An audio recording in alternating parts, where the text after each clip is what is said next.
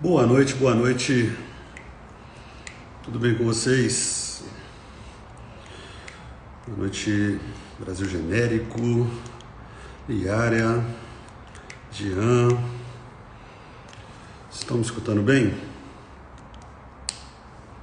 Só dá um oi aí, por favor, para saber se vocês estão me escutando bem, por gentileza. Boa noite, Flaelson, meu querido. Jean. Dá um oi aqui para mim, gente, por favor, só para eu saber se vocês estão me escutando bem. Se o áudio está funcionando aí certinho para vocês. O pastor Cote. Essa live tá imperdível, viu? Se eu fosse você, não perderia por nada. E pastor, tudo bem? Olá, meu querido, tudo bem? Tudo jóia, pastor. Seu vídeo tá um pouquinho, acho que tá virado a Deixa, câmera. deixa eu ver aqui, dar uma virada aqui, isso. Perfeito. E aí, pastor? Boa Como é noite, que que você está, Pablo? satisfação. Tudo certinho? Tudo certo, muito feliz. Obrigado, viu, pastor, por ter aceitado esse convite. É uma honra muito grande. Para quem não conhece o pastor Cote, ele é conhecido como pastor dos pastores, um homem de Deus, um homem assim que eu não tenho palavras para definir o tanto que o seu ministério já abençoou a minha vida, viu, pastor? De verdade mesmo. Fico muito feliz de Graças a estar Deus. tendo esse tempo aqui com o senhor. Marcos de Souza Borges, né? Carinhosamente Isso. chamado de Pastor Cote. Para quem não conhece, gente, Pastor Cote, ele é pastor, missionário, engenheiro mecânico, não é isso mesmo, pastor? Isso.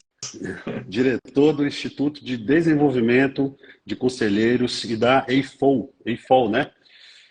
Isso. Diretor da gráfica e também da editora Jocum Brasil, e também lidera uma base da Jocum ali próximo a Curitiba, na região metropolitana. Além disso, é autor de vários livros, né, pastor? Eu separei alguns aqui que eu consegui achar. O padrão de aconselhamento na libertação, a cura e edificação do líder, o avivamento do obreiro, Josué, o manual da vida abundante, o obreiro aprovado, a espiritualidade, a sexualidade e vários outros por aí, né, pastor? A gente vem ao longo desses anos aí desenvolvendo assim bastante conteúdo, né? Eu tenho uma identificação muito grande, né, com o Ministério de Ensino, né? Uhum. Agora mesmo nós estamos tendo aqui um curso, né? A gente vem numa correria doida, né? Esse curso da EIFOL, que é uma escola que tem esse objetivo de ferramentalizar líderes, pastores, né? Uhum. E a gente poder entrar aí nas principais lacunas da nossa sociedade. Tem sido um tempo aqui muito bom, muito precioso. Que bacana, pastor. Pastor, eu também tenho uma história muito legal com a Jocum. Eu estudei na minha infância, ali na Jocum em Contagem, né, na escolinha da Jocum. Estudei todo ali o maternal até a primeira, segunda série. Uau! Vivia ali na base da Jocum em Contagem. Sou amigo pessoal do tio Pedro, tia Rejane, pessoal todo ali. Vivia lá dentro mesmo, apesar da minha conversão só acontecer mais para frente na minha vida. Mas, de verdade, pastor, uma Sim, satisfação e um prazer estar aqui essa noite com o senhor. E, pastor, eu tenho rodado com a ministração que se chama Um Cristão na Cidade, né? E nela sim, eu abordo sobre a questão principal, eu falo dos três mandatos do ser humano, que é o mandato espiritual, que trata do nosso relacionamento com Deus, o mandato social, que é o nosso relacionamento com o próximo, e o mandato cultural, que fala sobre o nosso sim. relacionamento com as coisas criadas, com aquilo que Deus ele disponibilizou no mundo para a gente. Para mim, o mandato de Gênesis capítulo 2, versículo 15, que fala que Deus ele colocou o homem no jardim para cultivar e cuidar, ele ainda é válido. E eu acho que a gente fala muito pouco desse assunto dentro da igreja, né? Do nosso papel com a sociedade, de como que a gente pode se envolver. Até um tempo atrás era pecado, né? O cristão tratar dessas coisas públicas. E hoje a gente vê que é uma realidade a necessidade da igreja se envolver, né? Na minha concepção de participar na atuação da sociedade como consciência moral do Estado. A igreja tem que ser essa consciência moral. E eu vejo, né, o senhor com seus posts e sempre falando a respeito de política. Então, o senhor também é uma referência no meio cristão para a gente. Então, eu gostaria de, nessa live, aprender um pouco com o senhor sobre essas questões. E eu elaborei algumas perguntas aqui, pastor. E você que está assistindo a live também, que quiser enviar uma pergunta, só clicar ali embaixo ali, tem um pontinho de interrogação. Envia a sua pergunta aí também, que no final, dando tempo aqui, a gente vai pedir o pastor também para responder para a gente essas perguntas aí. E a primeira pergunta que eu gostaria de te fazer, pastor, é saber se o cristão ele pode se envolver com a política. Se isso é certo, se é errado, qual que é a sua visão sobre isso? Então, assim, essa é uma resposta que a gente precisa de fazer assim bem elaborada, né? O que eu percebo é que a igreja, ela foi roubada de muitas verdades, né?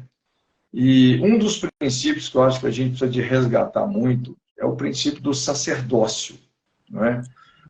Quando você estuda na Bíblia, você vê de Gênesis a Apocalipse, você vai ver realmente sempre a vigência de um sacerdócio.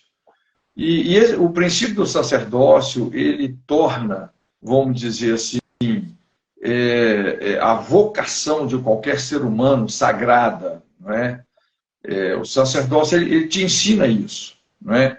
A servirmos a nossa sociedade, servirmos a nossa geração com competência, com muita dedicação, com excelência, não é? A Bíblia fala assim que o sacerdote é aquele que se compadece eternamente dos ignorantes e errados, oferecendo os dons e sacrifícios. Quer dizer, quando você coloca em prática a sua competência vocacional, com compaixão, realmente pensando no seu próximo, isso é altamente sagrado, não é? E quando a gente olha também sobre esse tema nas Escrituras, a gente percebe que talvez um dos aspectos mais elevados e uma das vocações mais importantes que está incorporada pelo sacerdócio tem a ver com o poder legislativo, não é? A gente tem várias menções na Bíblia que a lei sai da boca do sacerdote, né? Normalmente, quem cria a lei, não é? Quem vai inovando as leis à medida que a sociedade vai se desenvolvendo, crescendo, né? Porque, é lógico, quanto mais gente você vai tendo num determinado lugar, é possível que você vai ter que criar, né, novas leis que visam realmente um processo civilizatório, né? E só que quando a gente deixa de ocupar esse espaço, por exemplo, se a gente pega hoje o que seria o nosso poder legislativo, não é? Ao invés de uma pessoa que realmente está próxima do coração de Deus, que consegue ouvir as batidas do coração de Deus, que vive em sintonia com o caráter de Deus, se você coloca uma pessoa assim para criar as leis que todos nós, né, supostamente teremos que obedecer, nossos filhos terão que obedecer, não é? Puxa vida, você vai ter uma sociedade incrível, não é? Porque, afinal de contas, não é assim, Jesus não veio só para nos redimir, mas ele veio também para nos ensinar a viver, né? Então, assim, a gente precisa de ocupar esses espaços, né? Quando a gente fala, então, sobre o espaço político, porque o espaço político, né, quando a gente fala sobre governança civil, hoje, aqui no nosso contexto, aí, os três poderes e tal, não é?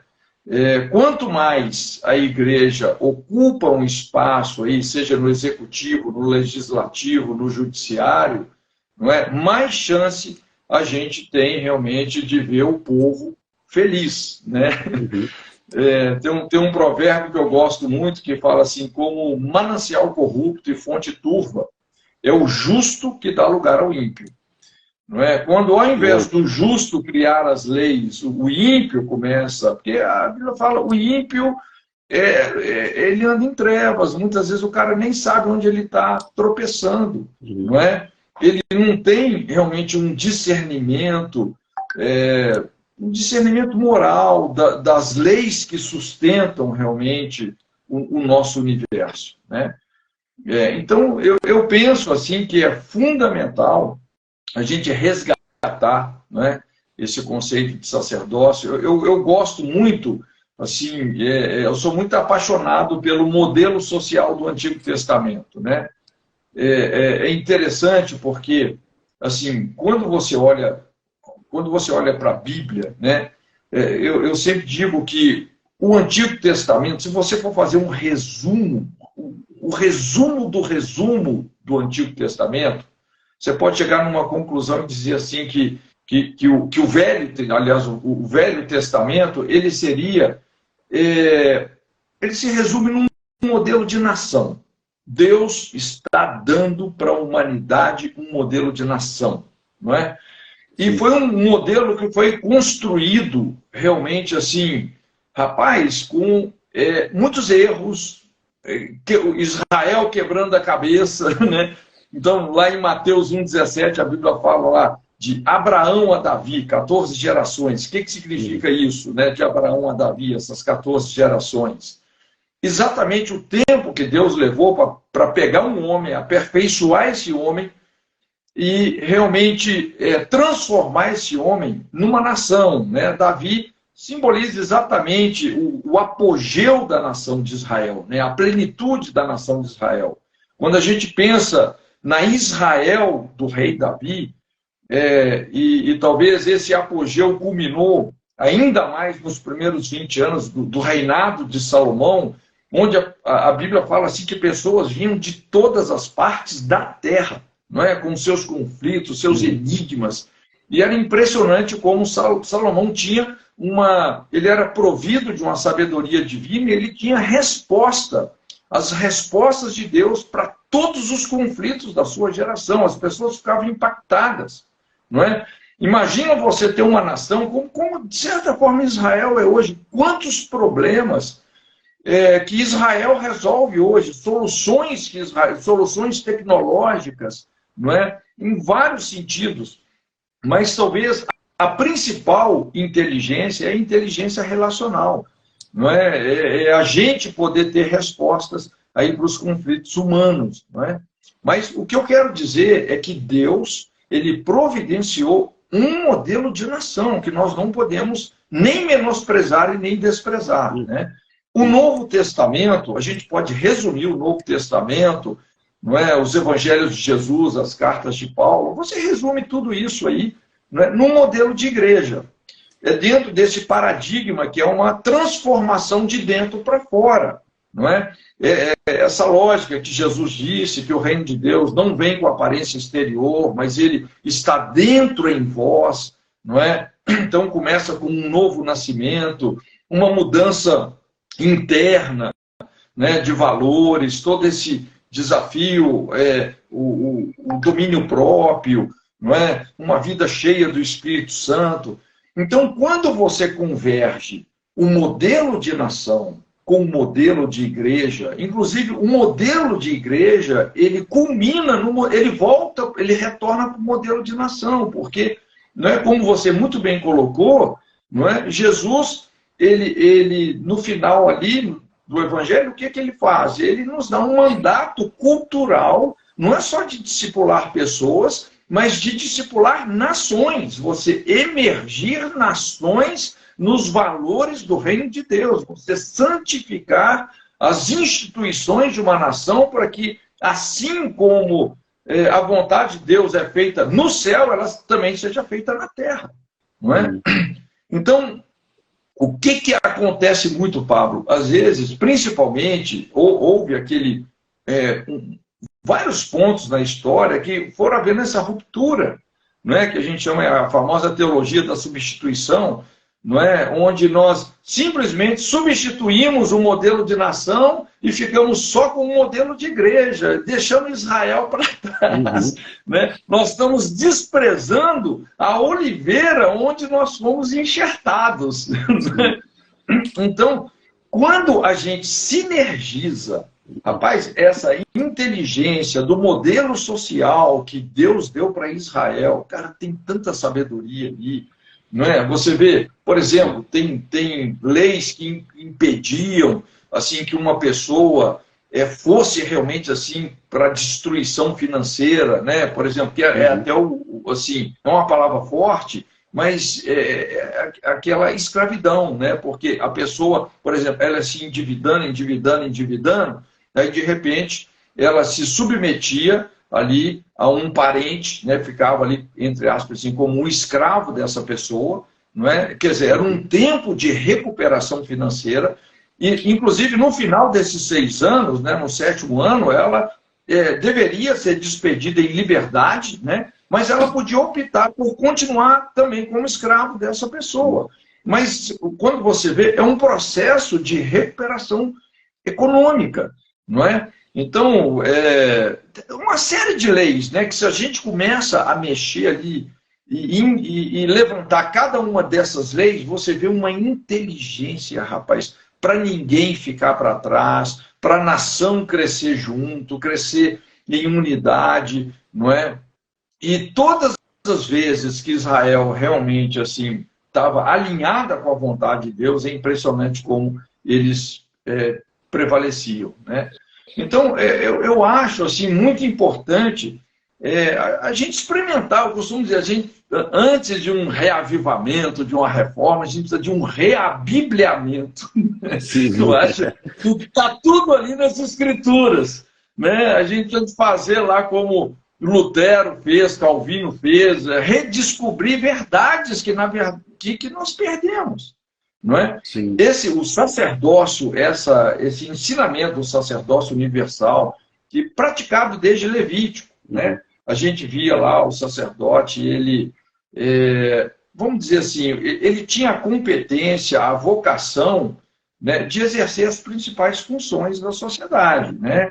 Então, lá nesse modelo do sacerdócio levítico, o sacerdote, ele era o pastor, né? A gente vê lá, acontecia, por exemplo, um conflito familiar, adultério, não é? Quem que intermedia isso? O sacerdote. Ele também era um investigador de polícia. Aconteceu um crime, um assassinato. Quem que ia investigar? O sacerdote. O sacerdote também era o médico. Não é? Na lei da lepra, você observa isso. A pessoa ficou leprosa, né? Quem que ia investigar e dar um diagnóstico para aquilo? O sacerdote.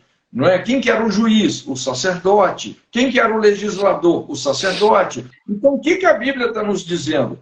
Que toda profissão é sagrada. Toda profissão, quando exercida para a glória de Deus, é sagrada. Não é? E, olha, não tem profissão mais sagrada do que o legislador. Toda profissão carrega um sacerdócio. Sim. Então, quando a gente assim pensa nessa possibilidade de um cristão se envolver na política, obviamente. Agora, eu acho assim que a gente tem que ser bem realista e entender que talvez eu enxergo a política, obviamente, como um campo missionário. Sim. Não é? Exatamente porque a igreja não ocupou espaço, até pelo contrário, desocupou, né? Satanizou a política. Realmente, aí demonizou e o capeta tomou para ele, né, pastor? Tomou para ele, cara. Virou, assim, um campo missionário, cara, um dos mais tenebrosos que tem. Nós estamos vendo aí a guerra que está sendo nessa política, não é?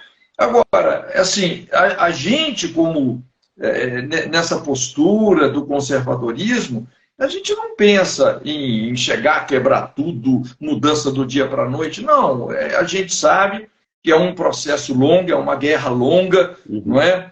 Eu acredito que aqui no Brasil, como igreja, de certa forma, eu acho que a gente tem feito o nosso dever de casa. Nós temos um discipulado que está capilarizado aí em todos os segmentos da sociedade, não é? A gente tem que sustentar isso, não é? Porque é essa dinâmica, né? A religião determina a cultura e cultura determina a política, não é? Nós temos que começar a coisa da base. Né? há mais ou menos uns 5 anos, a gente meio que foi pego assim de surpresa, né? Porque a gente viu um avanço do progressismo no Ocidente, né? Que é uma coisa assim altamente destrutiva, né? Uhum. Mas ainda assim, pelo menos aqui no Brasil, eu acredito que nós estamos levando uma boa vantagem, né? E aquilo também, um com Deus é maioria, dois é covardia, né? E pensando nisso que o senhor acabou de falar, pastor, sobre a questão cultural, né, que a cultura que ela acaba desaguando ali na política, e não ao contrário. Então, nós temos que, de fato, trabalhar as bases, né, a nossa base cultural da nossa sociedade, olhando de como que a gente pode agir. E eu queria te fazer essa pergunta também, qual que é o papel do cristão na cultura, para ser um agente de transformação? Como que a gente pode fazer isso? Qual que é o papel do cristão? É, é, é muito importante, assim, a gente ensinar a igreja, primeiro, as pessoas, assim, em Cristo, né, elas encontrarem a libertação da sua identidade, não é? A gente vive numa sociedade muito, muito machucada, muito ferida, não é? Muita família fragmentada. Então, tem muita gente assim perdida na sua identidade, né? Então, é importante a pessoa achar a sua identidade em Deus, né? Porque Ele é a origem da nossa identidade, e achar a sua identidade vocacional, não é? Porque ministério, trabalho, serviço, não é só o que você faz, é quem você é, não é? Todos nós temos um design de Deus, né? Todos nós temos uma área de convergência vocacional, não é? Aquela área que você, com muito pouco esforço, você produz muito resultado, não é? Então, não adianta, às vezes, você querer entrar numa determinada área que você não tem aptidão para aquilo, não é? Então, eu costumo dizer, assim, muito do meu esforço no sentido de discipular as pessoas, né, num âmbito mais pessoal, eu costumo dizer e treinar as pessoas, eu também assim, me exercito muito nisso, que é enxergar as lacunas da nossa geração. Quais são as brechas da nossa geração? Não é? Por exemplo, nós comentamos, eu tenho vários livros escritos. Todos os livros que eu escrevi, eu parto desse princípio, né, que é o princípio da intercessão. Busquei alguém que estivesse na brecha. Não é? Então, você enxergar uma lacuna, uma brecha, onde muita gente ali está sendo destruída, né, as pessoas têm muita pergunta, pouca resposta, não é? As pessoas estão sofrendo, não é? Então, quando você enxerga aquela demanda, enxerga aquele gap, não é? E você converge a sua competência vocacional para fechar essa brecha, não é? É impressionante como você, sem perceber, você começa a ser relevante, né? Uhum. Então, assim, eu creio que é muito importante a igreja ser treinada nesse sentido. Inclusive, assim, aí nós vamos ter que quebrar algumas gaiolas, né? A gente precisa eu tenho ensinado muito sobre cosmovisão, sobre mudança de paradigma, não é? Porque a igreja, infelizmente, ela foi roubada muito no seu sistema de crenças, né? Às vezes o nosso sistema de crenças ele vai sofrendo uma série de contaminações, né? Sem perceber, não é? De repente, a sua fé já não é tanto uma fé bíblica, às vezes é uma fé animista, às vezes é uma fé escapista, né? Às vezes é uma fé marxista, né? Então, a coisa está tudo contaminada. O escapismo mesmo é impressionante. O escapismo ele arraigou tanto assim na nossa cosmovisão cristã, não é, que a gente tem toda uma escatologia para fugir desse planeta, não é? A nossa escatologia está toda fundamentada aí como que se Deus já tivesse desistido dessa terra, não é? Uhum. Eu sempre digo assim, gente, Apocalipse não é o fim do mundo. não é? Apocalipse é a redenção da terra. Deus não desistiu da terra. Tudo que foi perdido em Gênesis vai ser recuperado, vai ser redimido em Apocalipse. O que não foi purificado pelo fogo vai ser purificado pelo sangue. O plano de Deus vai se cumprir na face dessa terra. Exatamente. Né? Tanto é que a Nova Jerusalém, ela desce do céu para essa terra, né, pastor? Exatamente. Né? A oração de Jesus não foi a gente ir para o céu, mas é: venha o teu reino, seja feita a sua vontade, assim na terra como no céu. Veja bem que a teologia bíblica, ela não é escapista, ela é de ocupação. É de ocupação. Toda a terra se encherá do conhecimento da glória de Deus, assim como as águas cobrem o mar. Né? Mas o que a gente percebe é que a igreja ela foi se tornando, essa cosmovisão escapista, levou a igreja para uma alienação, a tal ponto que a alienação virou sinônimo de espiritualidade. Então, quanto mais o cara, e isso começou muito principalmente ali no século III, né, da igreja cristã, a época lá de Constantino, quando, de certa forma, a igreja começou a se corromper, houve uma mistura ali, que é o que não pode acontecer entre as esferas, porque toda esfera de autoridade, cada esfera tem a sua competência, não é? Quando a gente estuda os ensinos do Abraham Kuyper, ele explica muito bem isso. As esferas, não é? Eu, por exemplo, as esferas de autoridade, família, igreja, governo, são várias esferas. Eu, como igreja, eu não posso querer interferir na sua família. Imagina, se eu começo a interferir na sua família, dizendo o que seu filho tem que fazer, o que ele não tem que fazer, pô, isso vai virar uma seita, é abuso, não é? Daí vem também o conceito da laicidade, né? O governo precisa de ser laico, não é? Se eu sou um governante, eu não posso impor a minha religião sobre outras pessoas. Isso não quer dizer que eu não vou ter os meus valores e não vou ter a minha religião. Obviamente que sim, mas eu preciso de governar para todos, não é? Mas, então, o que eu acho que um dos principais inimigos hoje aí da igreja tem sido essa cosmovisão escapista, né? As pessoas realmente se afastaram da sua cidadania, né? Se alienaram. A gente vê muito uma alienação profética, não é? Uma igreja do porte do Brasil, e eu sei que é uma igreja que tem muitos profetas, existe um ministério profético forte, às vezes não está muito em evidência, não é? Mas eu costumo dizer que, como cristãos, a gente meio que desaprendeu a protestar. Né? Nós deixamos de ser pessoas que se indignam. Não é? Assim, às vezes, quando eu ensino, eu gosto de falar um pouco sobre essa indignação, o sentimento de ira, né? Porque a Bíblia realmente, muitos sabem nesse sentido, né? Em dizer assim, irai-vos, não pequeis, não põe o sol sobre a vossa ira. Quer dizer, você pode ter uma ira, você pode ter uma indignação que não te leva para o pecado, mas te leva para um zelo equilibrado. Não é?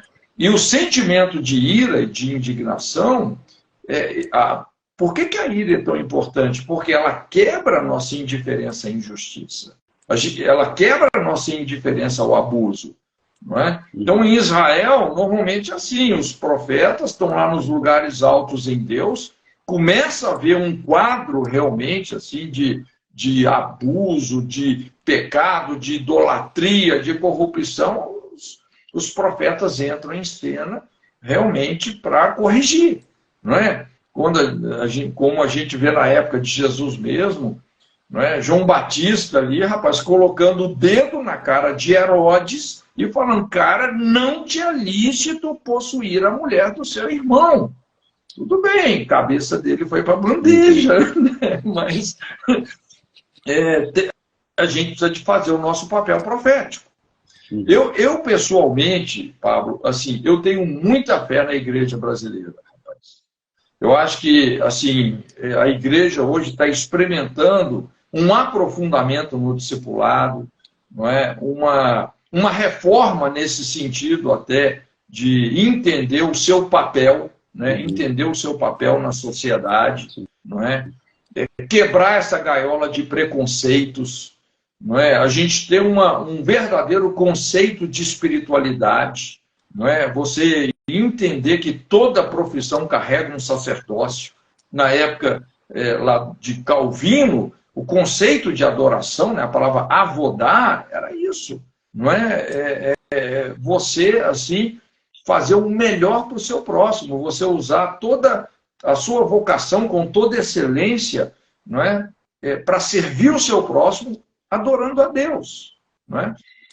Então, assim, estão tendo muitas redescobertas, muitos princípios bíblicos poderosos que transformaram nações, né? Nações que, inclusive, foram modelos. Existe um modelo de Deus que faz uma nação dar certo, não é? Você pega lá a Genebra, a cidade-estado de Genebra, de Calvino, foi um modelo de uma nação que deu certo, não é?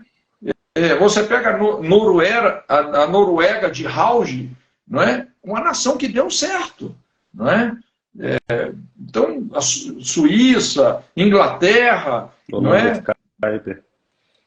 Isso. Então, nós tivemos assim, muitas nações que tiveram fases assim, tão tremendas, mostrando que realmente, quando as pessoas se posicionam, quando a igreja assume o seu mandato cultural, seu mandato social, né, como você muito bem colocou, rapaz, o mundo dá certo, não é? E é engraçado porque assim, as pessoas só contam os fracassos. Então, eu já vi muita gente assim que tem um certo conhecimento, dizer, não, todas as vezes que igreja e política se misturaram, deu errado.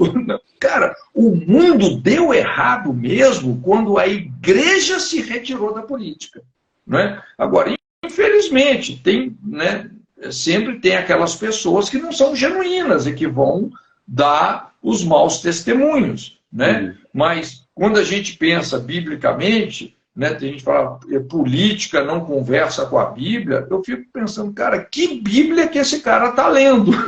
Na verdade, você lê lá, 1ª e 2ª Samuel, 1ª e 2ª Reis, 1ª e 2ª Crônica, Neemias, Esdras, cara, assim, você estuda lá o governo de Moisés, o governo de Davi, o governo de José.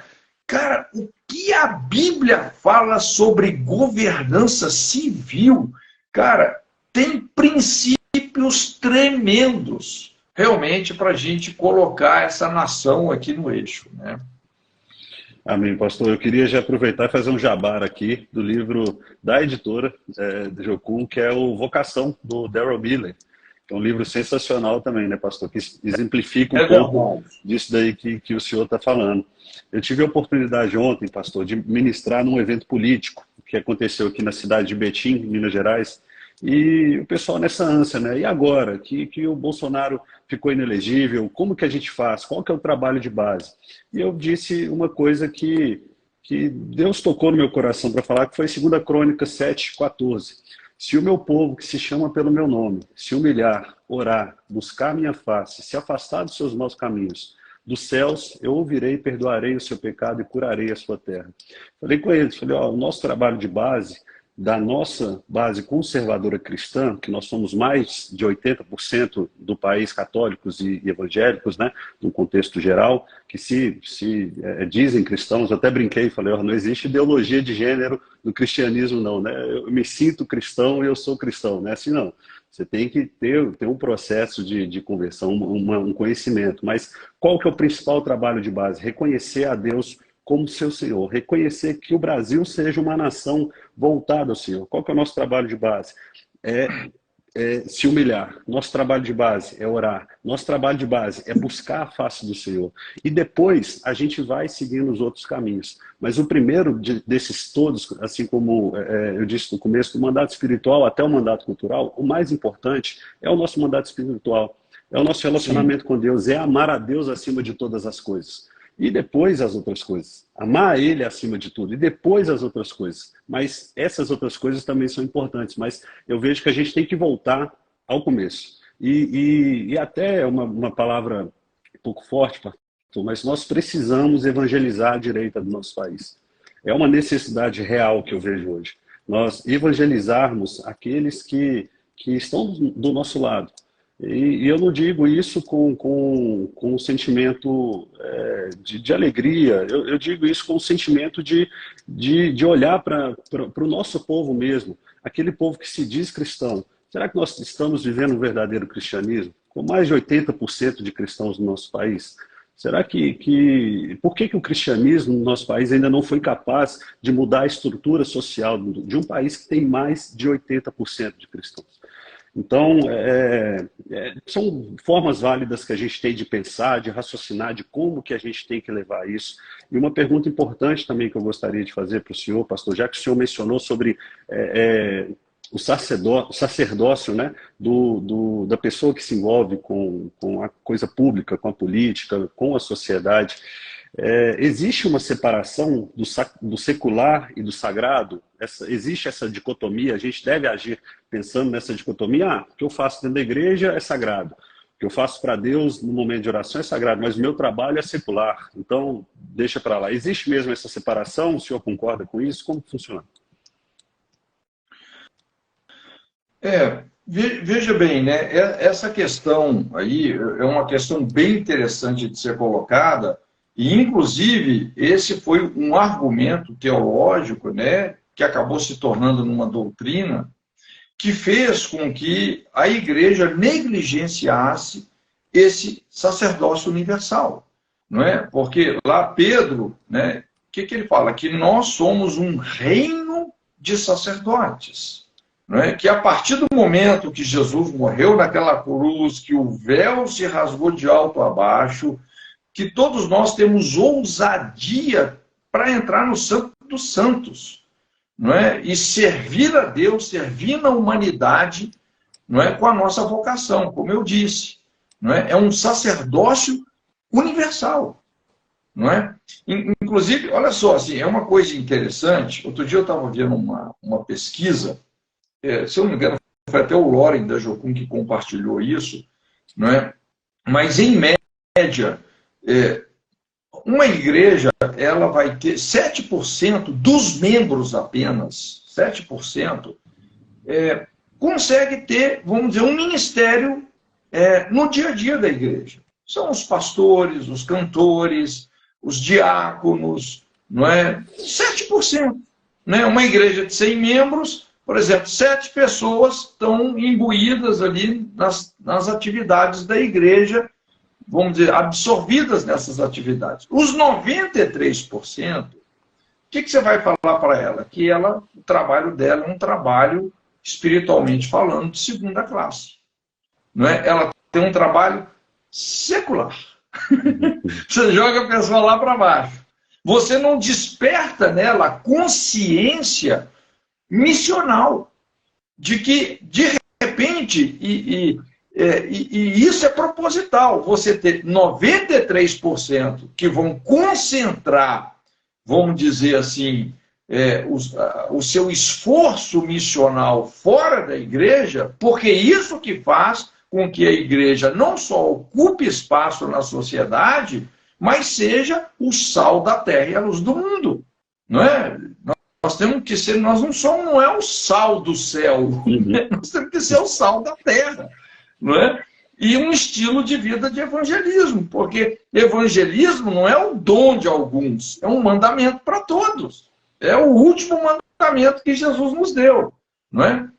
Então, assim, essa doutrina aí, essa dicotomia, né? Na verdade, isso veio do gnosticismo, um tempo depois que as universidades, principalmente as que nasceram no berço evangélico, né? As principais universidades que estão aí até hoje, elas nasceram no berço evangélico, elas tinham lemas profundamente cristãos, não é? Só que com o passar do tempo, não é? Assim, a espiritualidade, a visão dessas universidades não se sustentaram, elas foram sendo, aos poucos, paganizadas, se tornando humanistas. Então, até que por volta ali, se eu não me engano, século XVIII, XIX, então, muitas... Porque antes, eu não sei se você sabia, mas era obrigatório. Qualquer curso que a pessoa ia fazer, seja medicina, advocacia, engenharia, o primeiro ano era teologia. Você não pode ser um bom advogado se você não conhece a Deus. O homem sem Deus é enfermo, né? Então, você ia fazer medicina, você tinha que ter um ano de teologia, você precisa de conhecer a Deus, né? Os princípios que a Bíblia ensina, inclusive, sobre medicina. Porque, veja bem, a Bíblia não é só um livro religioso. Tudo bem, a Bíblia é um manual de espiritualidade, mas ela é um manual também de biologia, de sociologia, de psicologia, não é? De antropologia. Cara, a Bíblia tem verdades, discernimentos, valores, princípios para todas as áreas da vida. Não é? É o livro que realmente constrói o nosso mundo. Como Jesus disse, olha, todo aquele que ouvindo essas minhas palavras não colocar em prática, assemelhá-lo-ei ao homem insensato que edificou a casa sobre a areia. E não é se as tempestades virão, é quando elas virão. E casa sobre a areia é a profecia da tragédia. Então, primeiro ano era o quê? Teologia. Aí os caras começaram a falar, não é? Eu não quero ser pastor, não quero ser teólogo. Vamos tirar esse primeiro ano de teologia. Isso aí é sagrado. O que a gente quer fazer é mais assim secular. Então começou a haver essa dicotomia, né? E isso veio realmente desse gnosticismo, do iluminismo, do progressismo, não é? Então, mas é importante a gente entender que Deus não fez dois mundos isolados, né? Não existe um mundo da fé e um outro mundo da ciência, não, né? Não existe o sagrado e o secular, céu e terra, matéria e espírito, não é? Na verdade, essas coisas, elas conversam. Eu costumo dizer, por exemplo, não é a ciência que confirma a fé, é a fé que confirma a ciência, não é verdade? Não é? Quando você pensa até na origem do universo, você pensa aí na origem do universo, por exemplo, que até hoje você tem só teorias, ele não pode confundir teoria, não é, com fato científico. Sim. Não é? Mas talvez aí a pessoa que mais chegou perto de discernir realmente a origem do universo, Einstein, lá, a teoria da relatividade, energia, massa, vezes velocidade da luz ao quadrado. Se você trabalhar com essa equação, você vai chegando em algumas conclusões. Por exemplo, energia, não é como se fosse a luz condensada, e a matéria é a luz congelada. Se você conseguir parar a luz, né, a velocidade da luz, 300 mil km por segundo, se você conseguir parar a luz, você tem a matéria. Não é? E no princípio, o que você vê? E disse Deus, haja luz. Não é? Então, de onde veio o mundo físico? Dessa declaração, haja luz. É a teoria da relatividade, entende? Na verdade, você nunca vai chegar numa conclusão física sobre a criação do universo, porque a criação do universo não é física, é espiritual. O mundo espiritual é pré-existente em relação ao mundo físico. E hoje, inclusive, tem uma teoria que é uma das que mais estão sendo aceitas, não é? Que a origem do universo é do som, não é? E realmente na Bíblia está lá o que eles chamam do Big Bang, que é o disse Deus. Porque se eles falam que eles mostraram que o universo está em expansão, então eles falam, se o universo está em expansão, porque houve uma explosão, né? Então vamos tentar... inclusive fizeram modelos para tentar repetir esse Big Bang, essa explosão, não é? O acelerador de partículas e tal. Uhum. Mas, na verdade, de onde que tudo veio? Do disse Deus. Esse é o Big Bang, é o som, não é? É um design inteligente, não é verdade? Então, é impressionante como a Bíblia afirma a ciência. não é? A Bíblia já falava sobre a redondeza da terra, não é? É impressionante, né? Como que a revelação bíblica, na verdade, é que afirma a ciência e não o contrário, mas essas coisas andam juntas. Não é? Então não tem assim um mundo secular e um mundo sagrado. Não é? No sacerdócio levítico, a gente percebe, como eu disse, toda profissão, quando exercida para a glória de Deus, é sagrada. Né? Agora, existe uma dicotomia bíblica, vale dizer isso. Não é? Qual que é a dicotomia bíblica? Luz e trevas, justiça e injustiça, pecado e santidade, santo e profano. Tem coisa que é santa, tem coisa que é profana.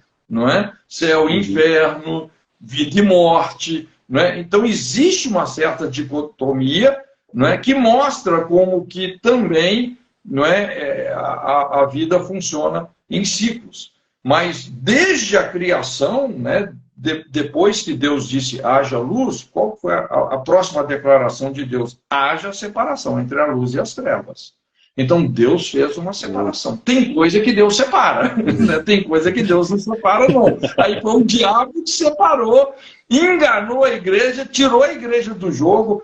Rapaz, o que um progressista mais deseja é falar isso, cara, que cristão e política não combinam. É impressionante. Tem uma frase interessante do Lutero, que ele diz o seguinte, que ele encontrou um sapateiro, né? O sapateiro perguntou para ele, como que eu posso glorificar a Deus com a minha vida? E Lutero perguntou para ele, o que você faz? Ele falou, sou um sapateiro. Ele falou, faça um bom sapato e venda a um preço justo. E esse era o trabalho sagrado desse homem, né? Ele fazer esse bom sapato e vender esse preço justo. Pastor, o senhor falou muito sobre luz aqui agora. E eu costumo dizer nas minhas ministrações o seguinte, que Jesus, quando nós aceitamos a Cristo, né, quando nós entregamos a nossa vida a Ele, nós não saímos da terra. Ele não vem de uma vez e puxa a gente, liga para um anjo e fala, ó, vai lá buscar, porque ele acabou de me aceitar, manda um Uber de anjo e o anjo vem te buscar e já te leva embora. A gente continua aqui.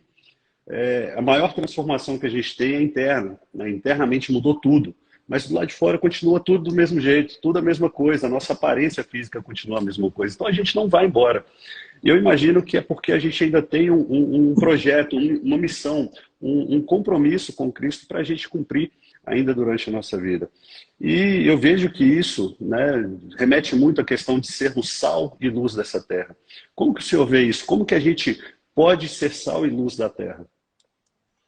Pois é aquilo que eu falei. Eu acho que é muito importante assim, as pessoas convergirem o discernimento da brecha dessa geração com a sua competência vocacional.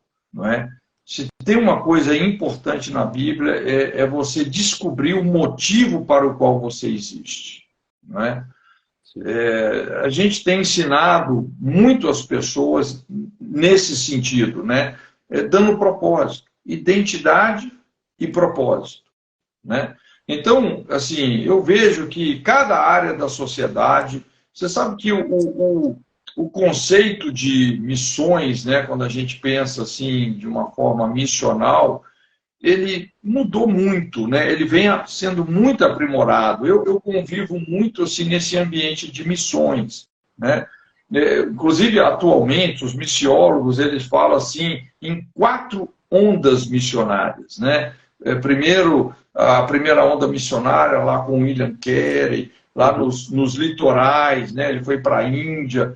Então,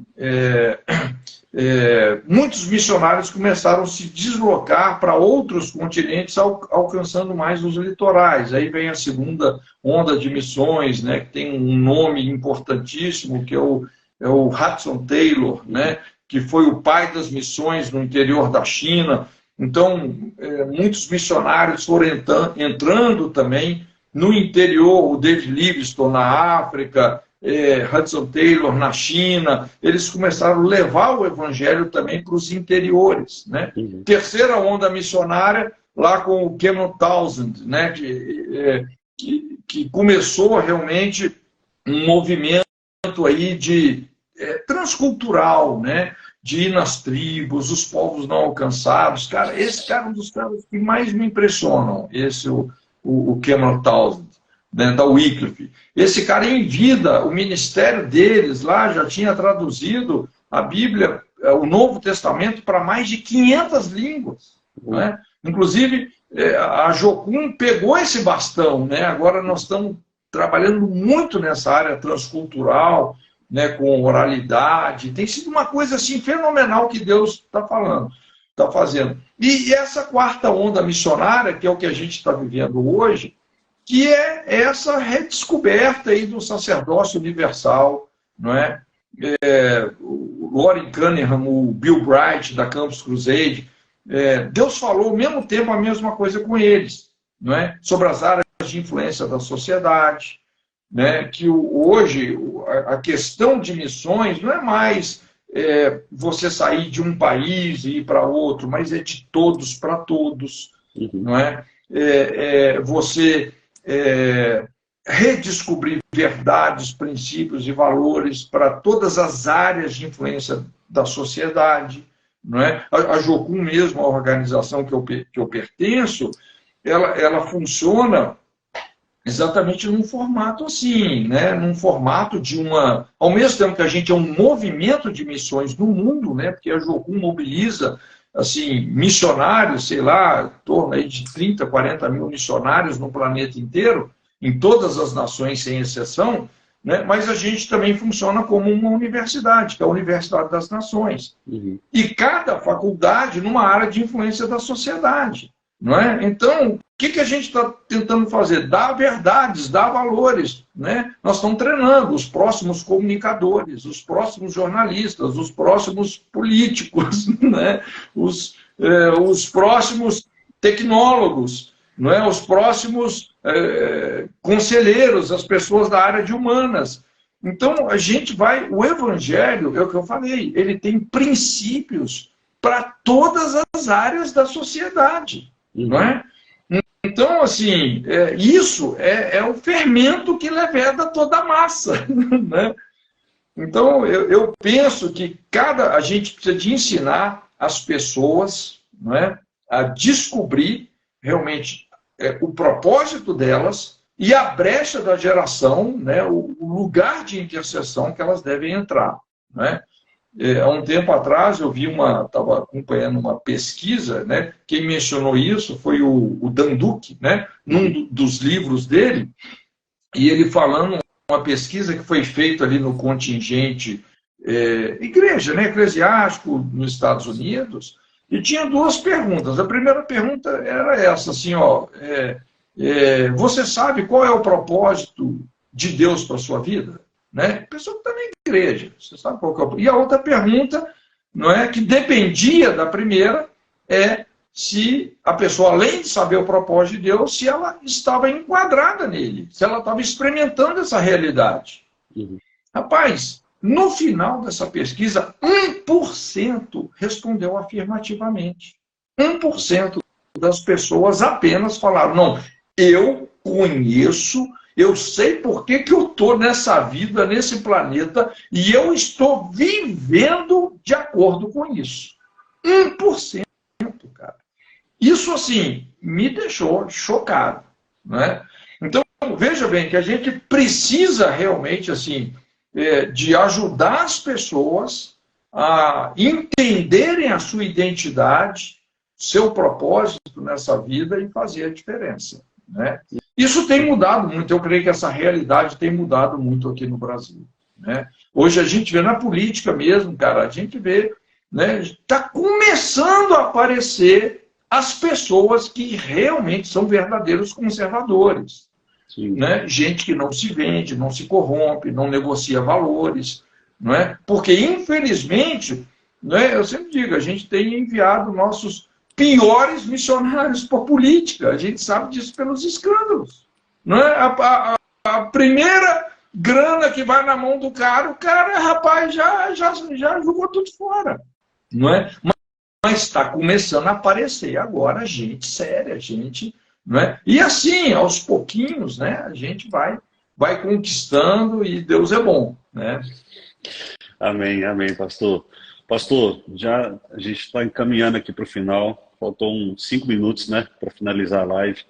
Eu tinha algumas perguntas que o pessoal me mandou na caixinha de perguntas. Aqui também tem algumas. Sim. Eu não sei se a gente vai conseguir responder. Todas, obviamente, não vai ter como.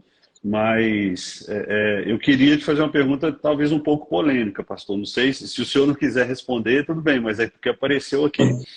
Se o senhor quiser falar assim, não, eu vou me abster dessa daqui, mas sem nenhum problema. A pergunta é a seguinte, ó, existe cristão socialista? Rapaz, assim, o que acontece, cara? Assim, é o que eu estava falando sobre cosmovisão, não é? Sobre o nosso sistema de crença. Você enxerga através do seu sistema de crença. Por exemplo, vamos dizer que você é uma pessoa especialista em lidar com cobras. Você vê uma determinada cobra, você entende dela. Pô, essa cobra não é venenosa e tal. Você vai, inclusive, você sabe como dominar esse animal. Você pega a cobra, tranquilo. Por quê? Porque você tem um sistema de crenças. Agora, uma pessoa que não sabe nada de cobra, como é que vai ser o comportamento dela? Oposto ao seu. Uhum. Ou seja, você vai se comportar de acordo com o seu sistema de crenças, né? Então, o que acontece é que tem muita gente que, às vezes, o cara, assim, ele converteu, ele aceitou Jesus, mas a cabeça dele é de comunista, entendeu? O que é o marxismo? Por exemplo, para você entender, a gente pode resumir a mente marxista na transferência de responsabilidade do povo para o líder. Porque existe o marxismo eclesiástico. Então, assim, eu já fui várias vezes em países comunistas, né, que já foram comunistas, né? E é o que se observava lá, uma transferência de responsabilidade. O Estado é Deus. Agora, essa pessoa vai depender do Estado para tudo. O Estado é que vai administrar, inclusive, o ganho, né, o resultado do trabalho dela, não é? Tudo é o Estado, tudo é o Estado, tudo é o Estado. Ele é dono da casa que você mora, ele vai dar comida que você vai comer. Você se torna um dependente do Estado, entende? Como é que isso acontece eclesiasticamente? Você já viu aquelas igrejas que você tem um pastor que faz tudo e a igreja não faz nada? Uhum. Não é? Queimou uma lâmpada, gente, alguém chama o pastor. Não é? Manifestou um demônio, gente, liga para o pastor agora. Ele tem que vir aqui agora. Não é? Deu um problema, chama o pastor, ele é pago para isso. O que é isso? Isso é marxismo. Isso não é cristianismo. O que é o cristianismo? Cara, se você está perto, você supre, a responsabilidade é sua. Entende? Você tem iniciativa. Não é? Você chama a responsabilidade para você, você vai amar o seu próximo. Então, assim, é muito comum o cara ser um cristão com cosmovisão marxista, socialista. Não é? O socialismo é o oposto do cristianismo, mas a pessoa não consegue perceber isso. Você vê, a gente tem feito algumas investidas na América Latina, né? E foi feito ali um teste na Venezuela, 900 testes entre evangélicos, né, pastores, líderes eclesiásticos, profissionais liberais e tal. Olha o resultado desse teste. É um teste ideológico, né? Inclusive, esse tipo de teste tem até na internet. Você vai lá, você clica, você não vai fazendo o teste, depois o teste dá o resultado. Né? Olha só, isso na Venezuela. Você vê por que a Venezuela se tornou no que se tornou. Das 900 pessoas, e nós estamos falando muitos deles pastores, só 1,5% foram considerados teístas bíblicos. 1,5%.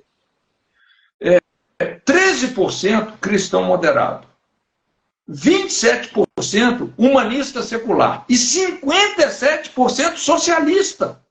57% dessas pessoas, a ideologia, o sistema de crenças não é bíblico, é socialista.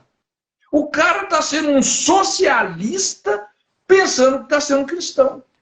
Então, como que essas coisas são sutis, cara? Como que isso pode ser sutil?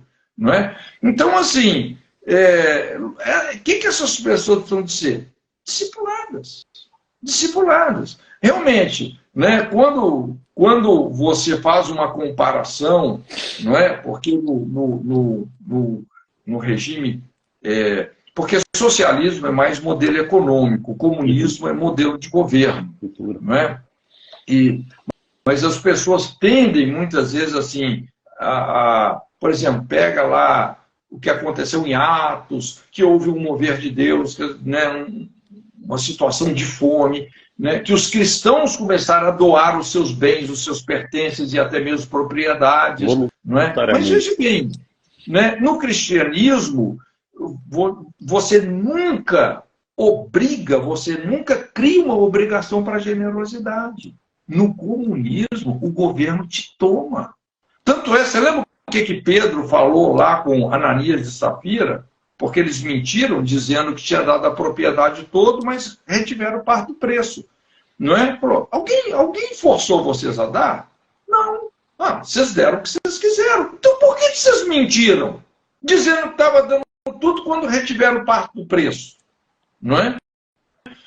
Então, assim, no cristianismo, a generosidade, inclusive, assim, o modelo econômico bíblico é o modelo econômico do capitalismo, do capital, do lucro, onde você vai ter uma disputa de quem serve melhor o seu próximo, mas isso associado também a um coração generoso. Hoje nós temos aí uns mega capitalistas, cara, que literalmente, os caras querem tomar o lugar de Deus. Isso é destrutivo, né?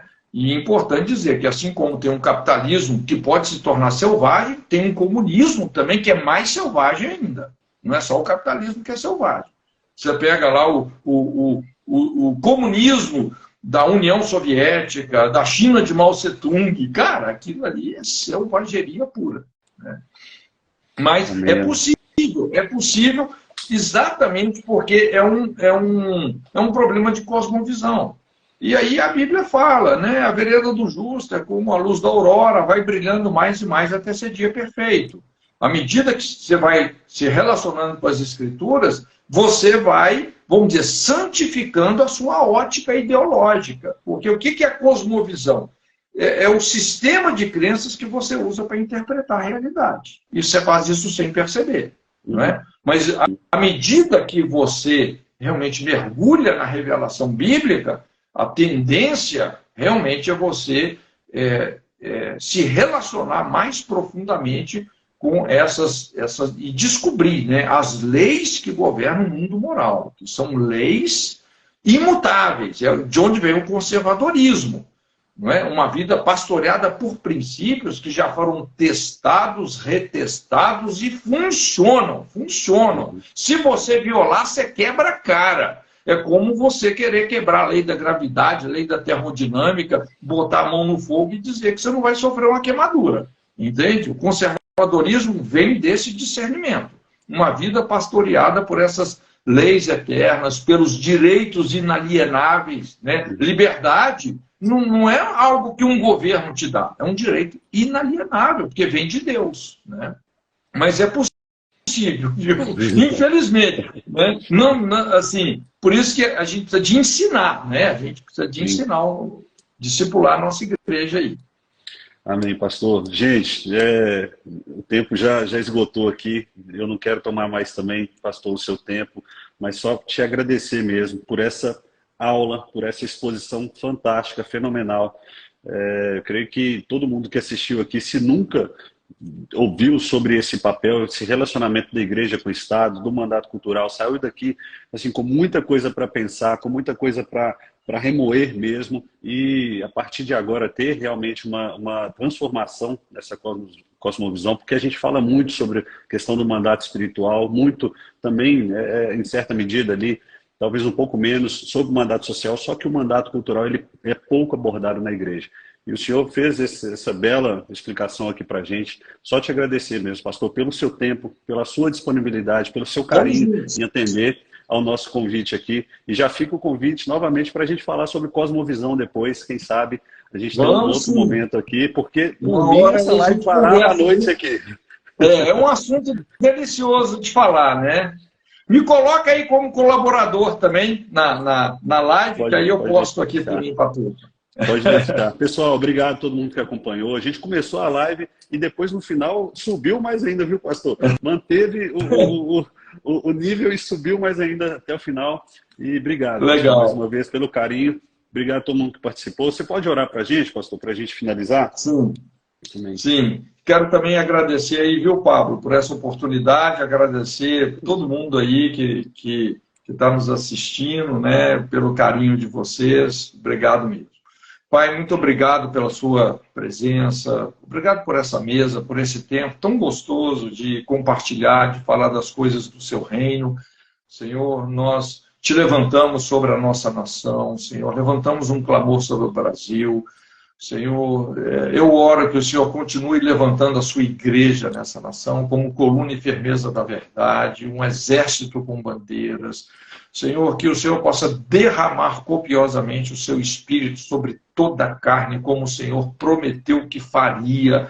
Senhor, que o Senhor possa ativar o seu povo. Nós declaramos, bendita é a sua igreja, bendita é o teu povo, luz do mundo, sal da terra nessa nação. Também oramos pelos nossos governantes. Senhor, queremos te pedir misericórdia, Senhor, em relação ao nosso governo executivo, legislativo, judiciário. Senhor, nos compadecemos dessas pessoas. Te pedimos perdão intercessoriamente por toda a corrupção, toda a maldade, todo roubo, toda mentira, toda injustiça. Senhor, perdoa toda a imoralidade, Senhor. Que o Senhor tenha misericórdia e perdoa o Brasil, Senhor. Perdoa essas pessoas que estão governando essa nação. Queremos requerer a salvação deles, que o Senhor os alcance, Senhor, no nome de Jesus. Que o Senhor venha abalar as coisas que são abaláveis para que aquelas que são eternas se estabeleçam, Senhor. Desde já te agradecemos por tudo que o Senhor tem feito e aquilo que o Senhor vai fazer ainda, no nome de Jesus. Amém. Amém. Abraço em todos, gente. Amém. Um abraço, gente. Obrigado, pastor. Amém.